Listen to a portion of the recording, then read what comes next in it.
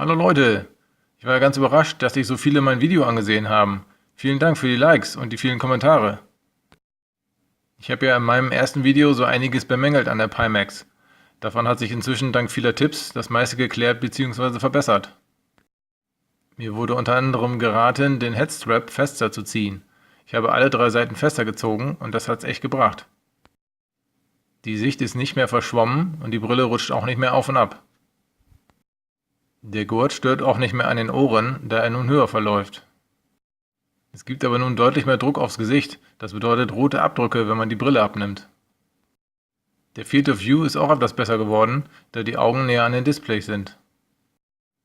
Die Pop-up-Fehler, die ich beschrieben habe, hängen vom Programm ab. Das tritt nur bei wenigen auf. Das sind überwiegend ältere Demos und Programme, die noch nicht auf das breite Field of View ausgelegt sind. Das Programm denkt dann, die Textur wäre schon aus dem Sichtfeld verschwunden und blendet sie halt eben aus. Für Dirt Rally habe ich das Anti-Aliasing auch in den Griff bekommen, mit folgenden Einstellungen. Im Spiel selbst 8-fach MSAA und die meisten Detaileinstellungen auf niedrig bis mittel. PyTool 1.0 und SteamVR SS bei 50%. Das Bild ist nun scharf und das Spiel läuft so mit 45 Frames pro Sekunde. Bei Project Cars 1 bin ich noch am Testen, aber mehr als 45 Frames pro Sekunde habe ich damit noch nicht hinbekommen. Naja, es soll ja auch nicht so ganz pixelig aussehen. Mein alter PC ist natürlich auch ein kleiner Flaschenhals, aber mir reicht das im Moment. Hab eh kein Geld mehr für eine große Aufrüstung. Ich habe auch mal das Large Field of View ausprobiert. Das ist für Rennspiele ganz okay, da man den Kopf ja nicht viel rechts und links bewegt.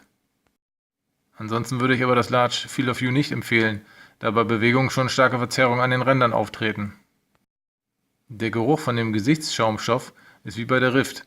Bah, das ist mir echt unangenehm und da wird mir echt schnell schlecht von.